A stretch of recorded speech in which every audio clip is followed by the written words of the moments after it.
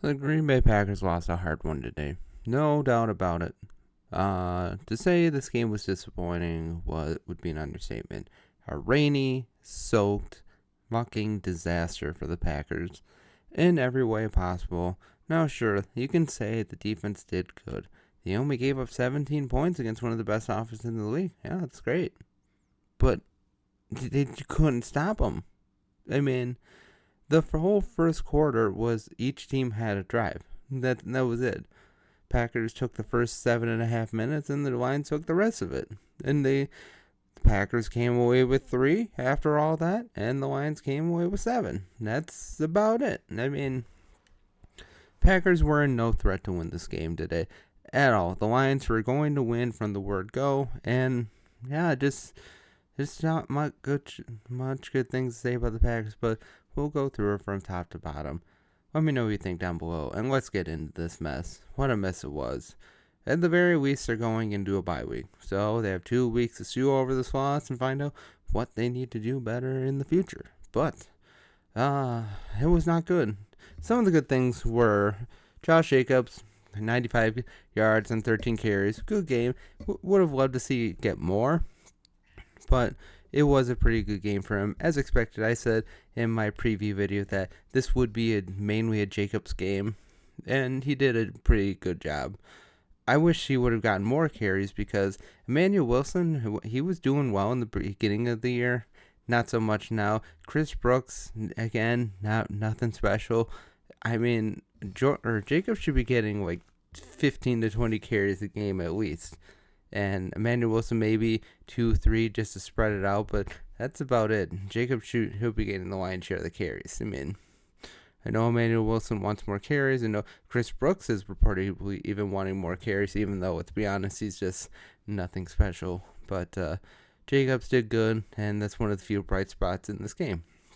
Now, Jordan Love, the $220 million man, certainly has his good moments at times, but again, he has too much Brett Favre in him, and more of the bad stuff than the good stuff. He has made some some good throws in the past for sure. He had a couple good throws today, but more often than not, he was throwing behind the wide receivers, he was fumbling the ball, or he was throwing pick sixes to Kirby Joseph on a play where he was falling on his back in the rain, expecting to make a play. In that instance, you're down 7-3, or 10-3.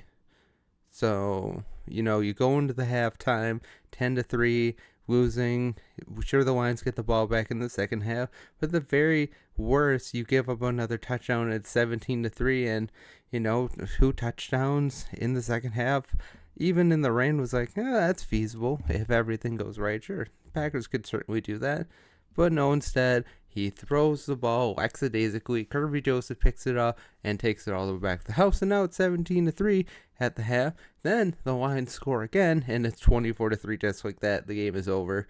That's all she wrote. And after that, it's like, I mean, it was raining. By the third quarter, I was at the game today. Sorry I didn't get to really post any videos today from the game. It's just, there just wasn't a lot of good plays to take advantage of. I mean, even when they were doing well, it's just they'd make one play, then a short run, incomplete pass, boom, time for a punt, or time for a missed field goal, which, again, McManus has been pretty darn good, but even when Brandon McManus missed that field goal, it's like, he's going to miss this. And sure enough, wide left. But after the Lions scored their last touchdown of the day, it was like, it was over. It was over. It was swirling wind. The rain, it was like a fucking monsoon there. It was dreadful. So it was just, I mean, you were hoping beyond all hopes at this point for the Packers to win. And of course, sure, they get some points and they make it 24-14 by the end, but the game was over. The game was, as far as I was concerned, was over after the pick six by Kirby Joseph. And then after that, it's just not much. Now, sure, the Packers did play with some injuries today. Josh Myers was out. Evan Williams was out. He's been huge all year. Jair has been burned a couple of times, but largely he's had a pretty good job this year. But so missing 2 of your best players on defense and missing your center, Even though I don't like Josh Myers, I think he's probably one of the worst offensive linemen on the Packers team, he's still an integral part of how that offense moves and makes and is able to maneuver and set up their blocking schemes. It's not having your center really affects your team, no matter how bad your center is. And frankly, I think Josh Myers is in the lower half of the centers in the league. But just not a lot of good for Jordan Love. Offensive line, again, the pre-snap penalties are getting just ridiculous. The false starts just kill your drive so bad. No illegal motions today, but there is an offsides encroachment that the Lions were 4th and 5, and sure they went on to score a touchdown. Imagine they don't have that and they have to punt instead, or maybe God forbid they're able to make them a stop and the Packers only have to drive 50 yards to score. But no, encroachment. Lions keep the ball and they just keep on chugging, and they eventually did score on that drive. But yeah, the Packers just, the game plan, it was just not great. And I know Matt LaFleur has gotten his team to a 6-3 record, and that's good, especially after how the first game ended. If you would have said and told me Packers would be 6-3 at the bye week, I would have said that's a pretty good thing. But now looking at where it's at, it's like it doesn't feel all that great because the Packers' 6 wins are against some of the worst teams in the league.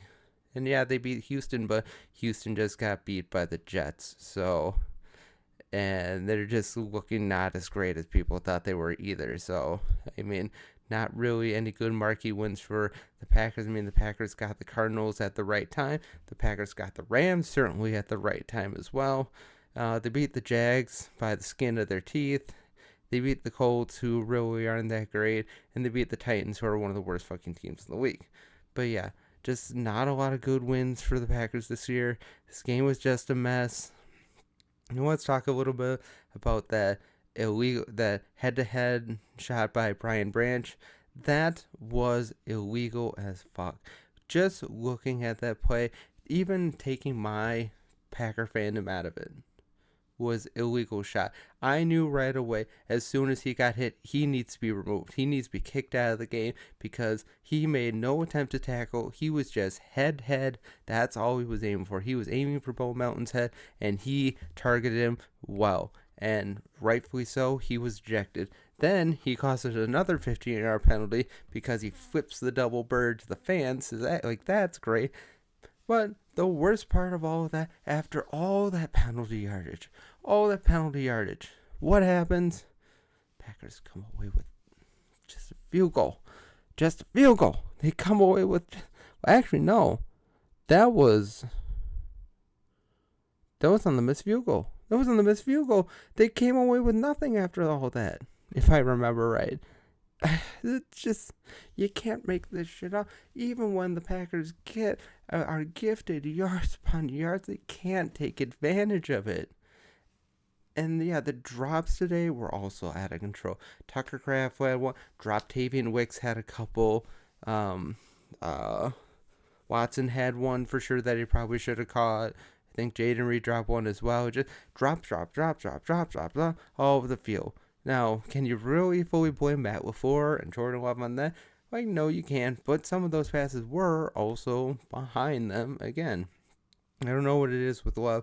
Hopefully, he'll get healthy after this bye week. Hopefully, his scoring will be better and he'll just be more prepared to throw. But he's just not on target. He just hasn't been great all year. And when you look at the win-loss record, Malik Willis won 3 of those games for the Packers. It was Malik Willis that won 3 games. And Jordan Love is just, he's had a lot of touchdowns, but again, he still has like 10 interceptions, like the most in the league. He needs to do better. And a question seemed to be asked, is he the guy? I mean, your Packers are stuck with him. Let's just say that right out there. They're stuck with him because they made him the $220 million man, and for the while, he's just going to be here. So we're just going to have to deal with him. Wish they would have taken more time to decide if he was really worth it. I think Jordan Love definitely could have used with some more preseason playing time. I know he's the starter, and I know he's a $220 million man, but these are the kind of things that he's working on now should be shaved out during the preseason. He's got no chemistry with Christian Watts. He's got kind of a little chemistry with Jaden Reed, but not all that much. Probably the best uh, guy he has rapport with is probably Tucker Kraft and Romeo Dobbs. Romeo Dobbs also, I believe, had a drop as well today. Yeah, he definitely had a big drop early in the game that would have helped a lot. Probably would have been able to score a touchdown instead of just a field goal. But again, just some of the things that Jordan Love does on the field just need to be worked out during the preseason. He's not that good that he should be out there taking time off during the preseason, playing like one drive. He's not good enough for that. He should have played in every preseason game, at least one series to get some of his repertoires up with his receivers. He's just missing in all levels. He's throwing behind. He's there's a couple times a day where he just threw into the open field and nobody was there. Christian Watson was setting up to catch a great deep ball, but it's like overthrown him by like 6 feet. It was just like way over his head. It's like even if he had tried to catch it, he wouldn't have been able to catch it. And it's like the refs at the time looked like they wanted to throw a penalty, but it's like it's so far over his head. It's like it's not even worth it. There's not going to be a penalty there. Again, just not a lot of good things about today. Sure, again, like I said earlier, they did hold one of the best offenses, 17 points, but the Lions just didn't really have to do all that much. I mean, how many times do we have to say like, oh, Amon-Ra St. Brown wide open. He doesn't have to move to catch the ball. It's just he sets up, catch, run, goes for another 5 yards. Jahmyr Gibbs, 9 yards. Montgomery, 7 yards. Amon-Ra St. Brown for another 10 yards. Just the receivers on the Lions didn't have to make an effort. The running backs on the Lions didn't have to make an effort. They were just balanced as possible, as best possible as you could be. Packers still outgained them, but again, it's like last week against the Titans, just to a lesser degree. The Lions were outgained, but they still won the ground. They still scored because of bad turnovers by the Packers. And like I said, the Packers pick six, Jordan Love's pick six really ended the game. I left the game early before the Packers started to score some more points. I know maybe it makes me a bad fan, but it's like it's miserable in the rain. It was the fourth quarter. They weren't going to make a comeback. And of course they didn't. Sure, they came up 10 points short, but it looks a lot better than what it actually is. But it was not a good game. The Packers played like shit today. Or at least their offense did. I guess I'll give the defense credit because they held one of the best offenses to 17 points, but still, they couldn't get a stop when they needed to. They couldn't stop getting penalties when they needed to. And again, the penalties are one of the biggest things for the problems. Some things never change for the Packers. Bring in new coaches, same thing. Again, Quay Walker is just not great. Again, I think Edrin Cooper should get more playing time, but I mean, Quay Walker has the experience, but again, what good experience does he have? He's always missing tackles left and right, but he did get in there for some good plays here and there, but again, it's just like when Quay Walker's out there, the offense opens up for the other team, and they're able to just move the ball like nobody's business. And maybe I'm wrong on that, but let me know what you think down below. The Packers lose, and it's just kind of a bit of indifference. I mean, I want to be mad at this team, but we're still 6-3 going into the bye week, so still well in the race for a playoff spot, but got to be better. I know they should be ready to beat the Bears in 2 weeks, but who knows? Because Bears, again, were really bad today against the Cardinals. They just got absolutely rocked. But let me know what you think down below. Let me know what you think I can improve on. Definitely let me know what you think the Packers need to improve on. There will be a poll on later in the next hour or so about why what was the biggest reason for the Packers loss today. And since there's no bye week, or since there's a bye week next week, I'm going to be doing a bonus game review. Since there won't be a Packer game, I'll give you 4 games for you to choose from, which game for me to break down. Just keep it going.